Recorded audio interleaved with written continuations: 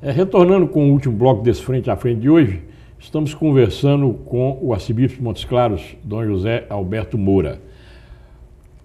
Dom José, os padres das dioceses aqui de Montes Claros estão orientados pelo senhor para que continue batendo nesse assunto? Porque a carta que o senhor soltou na semana passada, logo vai ser esquecida, se o assunto não ficar... É o caso das manifestações de ruas, nós até conversamos antes. Precisa se pararem, não, os políticos esquecem. Precisa ser continuada. E eu vou continuar escrevendo mais. Vai continuar? Claro. Para que o povo vá... Sobre esse assunto, sobre outros também, né? De necessidade para o povo, sem dúvida nenhuma. Essas manifestações de rua, já que nós tocamos no assunto, o senhor foi a favor delas ou é contra? Eu escrevi uma outra carta incentivando que precisa continuar com ordem, sem bagunça, sem destruir nada, de cara aberta, porque o povo ele tem o direito e o dever de dizer, que nós estamos precisando disso. Vocês não estão fazendo? Tira os gestores que não prestam, que não fazem o serviço devido, os que não legislam adequadamente, né? Dentro da lei e da ordem, é claro. Não dentro da bagunça, não. Mas o povo tem necessidade de se manifestar. É muito importante. E os que são os políticos, eles têm que olhar para que o povo está expressando e tem que atender às suas necessidades. Claro, de uma forma adequada, balizada, dentro daquilo que é previsto na lei, é evidente. O senhor não acha que esse voto do ministro Celso de Mello a favor dos embargos infringentes, que vai dar mais uma oportunidade aos condenados de não cumprir a pena, isso não foi uma decepção muito grande para o povo, não? Eu acredito que em parte sim. Mas... O senhor, por exemplo, não se sentiu decepcionado, não? Um pouco. Mas, com a explicação do pessoal do Supremo, se isso não resultar em impunidade, né, aí se dá chance a mais, conforme a lei, que nós temos que seguir a lei. Agora, o que nós temos que mudar no Brasil é a lei, para que a justiça, ela não faça a justiça do papel, mas faça a justiça da pessoa e da sociedade.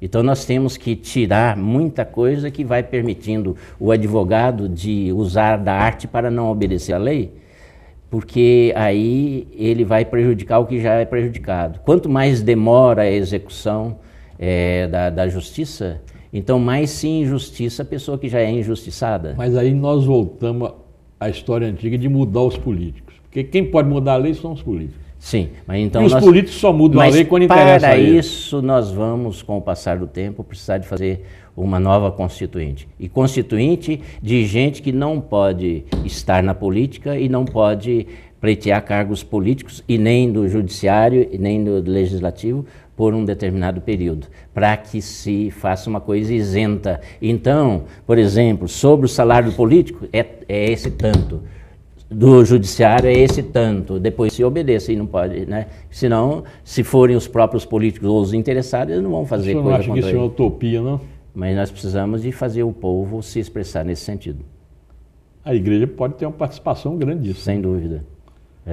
Porque se não houver, é evidente que legislar em causa própria, eles vão aumentando os próprios salários, vão aumentando isso, vão dando... E também mesmo, por exemplo, para o executivo, como existe, que pode haver uma reeleição e não mais, né, consecutiva, também para o legislativo nós temos que colocar regra, senão ele fica eternamente ali.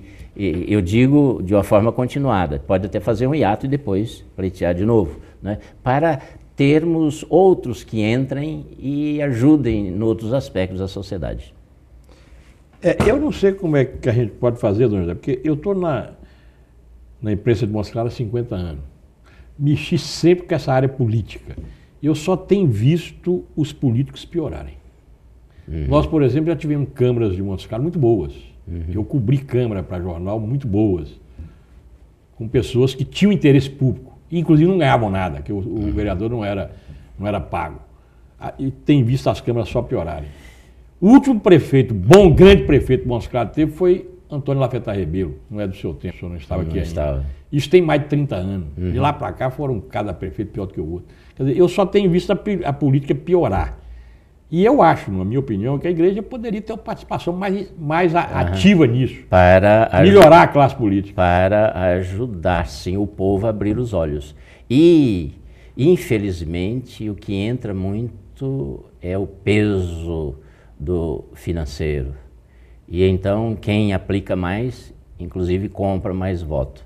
Então, nós precisamos de mexer nisso, para não haver, assim, o dinheiro, senão aquele que já é marcado, seja o financiamento público, né, seja a regra que impeça as pessoas de aplicarem o dinheiro para a compra de votos. E abrir os olhos do povo para olhar bem nisso aí e também haver muita fiscalização. Muita impunidade no Brasil existe porque se faz a lei, mas não se faz a devida fiscalização. Então, quando há fiscalização, há a melhora de qualidade também na política. O senhor acha que a CNBB teria que ter uma participação maior na política brasileira, não? De orientação dos fiéis? Ela tem feito a sua parte, só que mas muita ela coisa... está muito do lado do poder, senhor não acha, não? Não, muita coisa não é publicada.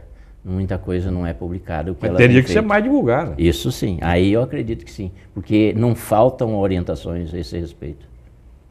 Porque o Brasil ainda é o maior país católico do mundo, né? Em quantidade, sim. Uhum. Então, eu acho que se a igreja participasse mais, talvez a gente pudesse melhorar essa política. Exato.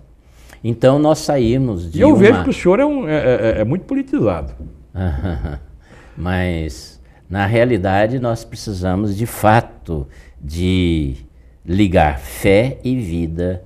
E a vida é feita com a ação de fraternidade que envolve necessariamente a boa política. Por exemplo, essa carta que o senhor soltou na última semana. Há muito tempo que não se via a igreja ter uma participação tão grande, porque na verdade essa carta é uma carta política. Uhum. Política, não política partidária. Não política partidária, não no sentido da polis, de olhar pelo bem comum. Mas de orientar a sociedade, Sim, a participar da gestão, do bem comum que a Santa Casa representa. Da saúde, sem dúvida. Isso não deveria ser mais constante, não? Não da parte só do senhor, da parte de todo todos mundo. Sim, é verdade. De todos as dioceses? É verdade. E eu tenho orientado o clero daqui, né, para que ajude nesse sentido. E é importante. Uhum. Agora, é claro que também o próprio clero é formado em idades e em mentalidades, às vezes, diferenciadas, né? Nem todos têm o mesmo pensamento, nem todos. E a gente dá a orientação geral. Muitos vão morder, como se diz, mais, outros menos. Porque a igreja é composta de seres humanos, né? Que cada um tem a sua história também. E tem gente que é assim. Por mais que você jogue água na cabeça, muitos têm uma impermeabilidade que não ajuda a lavar. Então, acontece muito isso na formação, né? Igual como na família também, né? Um filho é de um jeito, outro de outro. E os pais são os mesmos. Todos são iguais. E os pais são os mesmos. E né? Muitas vezes você cria todos iguais. Mas existe o fator psicológico que é muito forte na personalidade a partir do ventre materno. Né? Diz um ditado em latim: Omnis recipiens ad modum recipientes recipitur. Isto é, todo recipiente ele recebe ao seu modo. Se o recipiente é quadrado, a água vai ficar quadrada. Se ele é redondo, e assim por diante, né? Assim a pessoa, ela vai reagir de acordo com o seu ser. E o seu ser vai ser engendrado a partir do ventre materno e com as influências externas depois, né? E é difícil a gente ponderar tudo o que vai ser uma pessoa. José, nosso tempo está esgotado, infelizmente. 30 segundos para o senhor mandar uma mensagem aos fiéis. É uma alegria estar aqui com vocês nesse papo gostoso e a gente pede que nos envolvamos na causa do bem comum. A gente citou de modo especial nesta carta os hospitais, não é só a Santa Casa não, os outros também, mas a Santa Casa como é o maior e é o que recebe mais lambada também e às vezes certos cortes de verbas que seriam muito importantes para o encaminhamento da boa saúde. Então nós precisamos de pedir muito dinheiro emprestado nos bancos para não parar o atendimento. Espero que nós possamos superar isto e o povo esteja de olho naquilo que é um bem dele. A Santa Casa é administrada, sim, por um grupo, né, a partir da igreja, há 142 anos, mas ela está a serviço de toda a sociedade. Temos que valorizá-la, e mais ainda, e por todos. É isso que eu conclamo, aqui faço, e que Deus abençoe a todos os telespectadores. Com essas palavras finais do nosso arcebispo, nós estamos encerrando esse frente a frente, na certeza de que não só os católicos, mas todos os nossos telespectadores aproveitaram muito dessa bela entrevista do nosso arcebispo. Muito obrigado. Obrigado.